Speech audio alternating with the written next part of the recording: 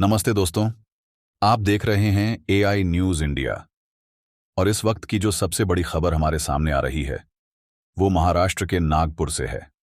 नागपुर का महल इलाका, जो हमेशा से अपनी शांति और अमन के लिए जाना जाता रहा है, वहां सोमवार को अचानक से माहौल गर्मा गया। दो गुटों के बीच तनाव इतना बढ़ गया कि वहां हिंसा भड़क उठी।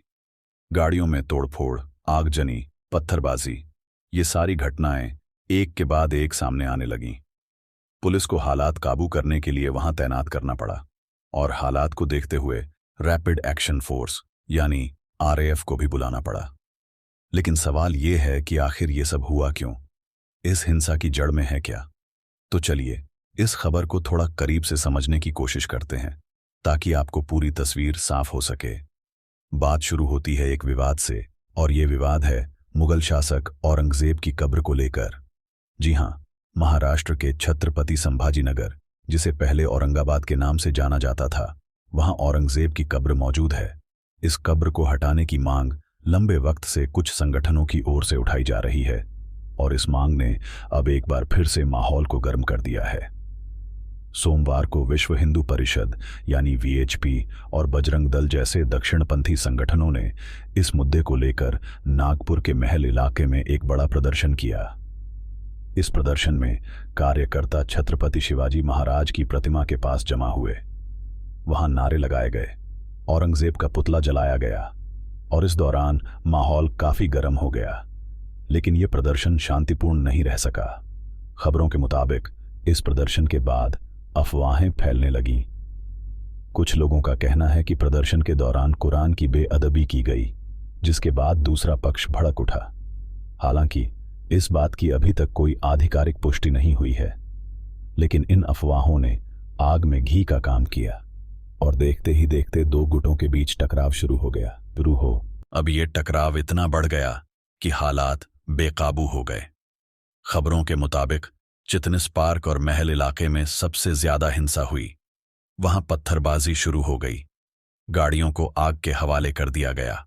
कुछ तस्वीरें जो सामने आई हैं उनमें साफ दिख रहा है कि गाड़ियां जल रही हैं, धुआं उठ रहा है, और सड़कों पर अफरा तफरी का माहौल है। इस हिंसा में कम से कम 4 लोग घायल हो गए, जिनमें पुलिसकर्मी भी शामिल हैं। पुलिस ने हालात को काबू करने के लिए पहले तो लाठीचार्ज किया, फिर आंसू गैस के गोले छोड़े, लेकिन इसके बावजूद हिंसा रुकने का नाम नहीं ले रही थी। आखिरकार पुलिस को सख्त कदम उठाने पड़े और इलाके में धारा 144 लागू कर दी गई। धारा 144 यानी 4 या उससे ज्यादा लोगों के जमा होने पर पाबंदी।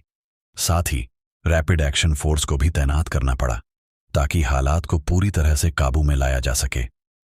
अब इस पूरे मामले में नेताओं की ओर से भी बयान आने शुरू हो गए हैं।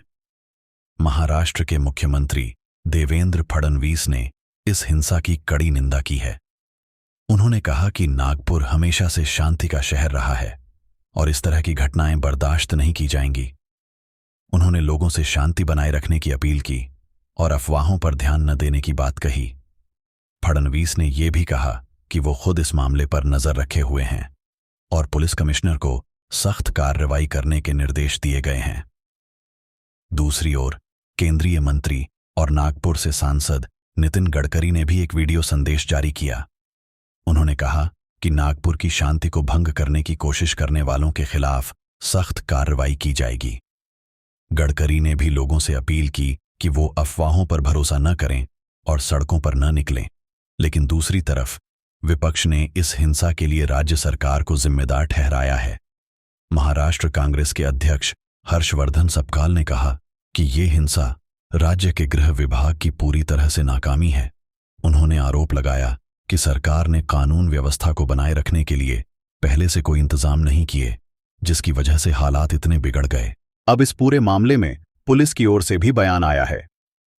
नागपुर पुलिस के deputy commissioner of police Archit Chandak ने मीडिया से बात करते हुए कहा कि ये हिंसा किसी मिसकम्युनिकेशन यानी गलतफहमी की वजह से हुई है। उन्होंने बताया कि पुलिस ने हालात को काबू में कर लिया है और इलाके में भारी पुलिस बल तैनात किया गया है। चंदक ने लोगों से अपील की कि वो अपने घरों से बाहर न निकलें और पत्थरबाजी जैसी हरकतों से बचें। उन्होंने ये भी बताया कि हिंसा के दौरान कुछ गाड़ियों को आग लगाई गई जिसे फायर ब्रिगेड की मदद से बुझाया गया। साथ ही कुछ पुलिसकर्मी भी इस हिंसा में घायल हुए हैं। चंदक ने यह भी कहा कि पुलिस इस मामले में कानूनी कार्रवाई शुरू कर चुकी है और सीसीटीवी फुटेज की मदद से हिंसा में शामिल लोगों की पहचान की जा रही है। पुलिस ने अब तक 20 से ज्यादा लोगों को हिरासत में लिया है। लेकिन दोस्तों, ये सारी घटनाएं हमें सोचने पर मजबूर करती हैं। आखिर एक कब्र को लेकर इतना विवाद क्यों? औरंगजेब का नाम इतिहास में हमेशा से विवादों में रहा है। एक तरफ कुछ लोग उन्हें एक सख्त शासक मानते हैं, तो दूसरी तरफ कुछ लोग उन्हें हिंदू विरोधी और क्रूर शासक मानते हैं। खासकर महाराष्ट्र में, जहां छत्रपति शिवाजी महाराज और उनके बेटे छत्रपति संभाजी महाराज की वीरता की गाथाएं हर घर में सुनाई जाती हैं, वहां औरंगजेब का नाम हमेशा से एक संवेदनशील मुद्दा रहा है। विश्व हिंदू परिषद और बजरंग दल जैसे संगठन इस कब्र को दर्द और गुलामी का प्रतीक बताते हैं। वीएचपी के क्षेत्रीय सचिव गोविंद शेंडे ने तो ये तक कह दिया कि अगर सरकार इस कब्र को नहीं हटाती तो उनके कार्यकर्ता खुद इसे हटाकर समुद्र में फेंक देंगे। शेंडे ने यह भी कहा कि वो सरकार से अनुरोध करते हैं कि वो इस कब्र को हटाने की दिशा में काम करे, लेकिन अगर ऐसा नहीं हुआ तो वो छत्रपति संभाजी नगर तक मार्च करेंगे और वहां कार सेवा करेंगे। लेकिन दोस्तों, सवाल ये है कि क्या इस तरह की हिंसा से कोई हल निकल सकता है? क्या गाड़ियां जलाने, पत्थरबाजी करने और एक दूसरे पर हमला करने से कोई समाधान निकलेगा?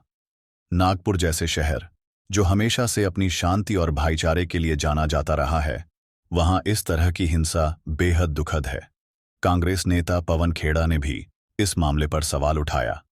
उन्होंने कहा कि नागपुर का 300 साल का इतिहास रहा है और इस शहर में कभी दंगे नहीं हुए, तो फिर आज ऐसा क्या हुआ कि हालात इतने बिगड़ गए? खेड़ा ने यह भी पूछा कि अगर वीएचपी और बजरंग दल जैसे संगठन औरंगजेब की कब्र हटाने की मांग को लेकर प्रदर्शन कर रहे थे, तो क्या सरकार ने कानून व्यवस्था बनाए रखने के लिए पहले से कोई इंतजाम नहीं किए? दोस्तों, इस पूरे मामले में एक बात जो बार बार सामने आ रही है, वो है अफवाहों का खेल। पुलिस और नेताओं की ओर से बार बार ये कहा जा रहा है कि लोग अफवाहों पर भरोसा न करें, लेकिन सवाल ये है कि ये अफवाहें फैलती क्यों हैं और इन्हें फैलाने में किसका हाथ होता है? क्या ये सिर्फ गलतफहमी का नतीजा है या इसके पीछे कोई सोची समझी साजिश है? बीजेपी के विधायक प्रवीण दटके ने तो ये तक कहा कि इस हिंसा के पीछे कुछ बाहरी लोगों का हाथ है, जो जानबूझकर दो समुदायों के बीच तनाव पैदा करना चाहते हैं। लेकिन इस तरह के बयानों से क्या हालात सुधरेंगे या ये और बिगड़ेंगे? अब इस पूरे मामले में औरंगजेब की कब्र की सुरक्षा को लेकर भी सवाल उठ रहे हैं। छत्रपति संभाजी नगर में इस कब्र की सुरक्षा बढ़ा दी गई है। वहां state reserve police force, local police और होमगार्ड्स की तैनाती की गई है। जो लोग इस कब्र को देखने आते हैं, उन्हें अब अपनी पहचान दिखानी पड़ती है और एक रजिस्टर में अपना नाम दर्ज करना पड़ता है। लेकिन सवाल ये है कि क्या इस तरह की सुरक्षा से विवाद खत्म हो जाएगा या ये विवाद और बढ़ेगा? दोस्तों, इस खबर को समझते हुए हमें ये भी सोचना चाहिए कि आखिर हमारी प्राथमिकता क्या होनी चाहिए।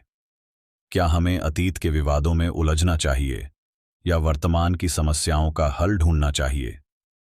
नागपुर जैसे शहर में, जहां लोग एक दूसरे के साथ मिलजुल कर रहते हैं, वहां इस तरह की हिंसा न सिर्फ शांति भंग करती है, बल्कि लोगों के बीच विश्वास को भी तोड़ती है। और सबसे बड़ी बात, इस हिंसा का सबसे ज्यादा नुकसान आम लोगों को होता है।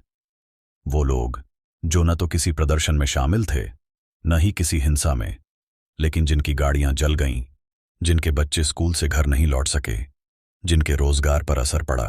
तो दोस्तों, इस खबर के जरिए हम आपसे बस यही अपील करना चाहते हैं कि शांति बनाए रखें, अफवाहों पर भरोसा न करें, और अगर आपके आसपास कोई ऐसी खबर फैल रही है जिसकी सच्चाई पर आपको शक है, तो उसे फैलाने से पहले उसकी सच्चाई जरूर जांच लें, क्योंकि एक छोटी सी अफवाह भी बड़े नुकसान की वजह बन सकती है। और हां, अगर आप नागपुर में हैं तो पुलिस की अपील का पालन करें, घर से बाहर न निकलें और कानून व्यवस्था को बनाए रखने में पुलिस का सहयोग करें। हम इस मामले में और जानकारी जुटाने की कोशिश कर रहे हैं और जैसे ही कोई नई खबर आएगी, हम आपको सबसे पहले बताएंगे। तब तक के लिए शांति बनाए रखें, सुरक्षित रहें और हमारा साथ देते रहें। नमस्ते।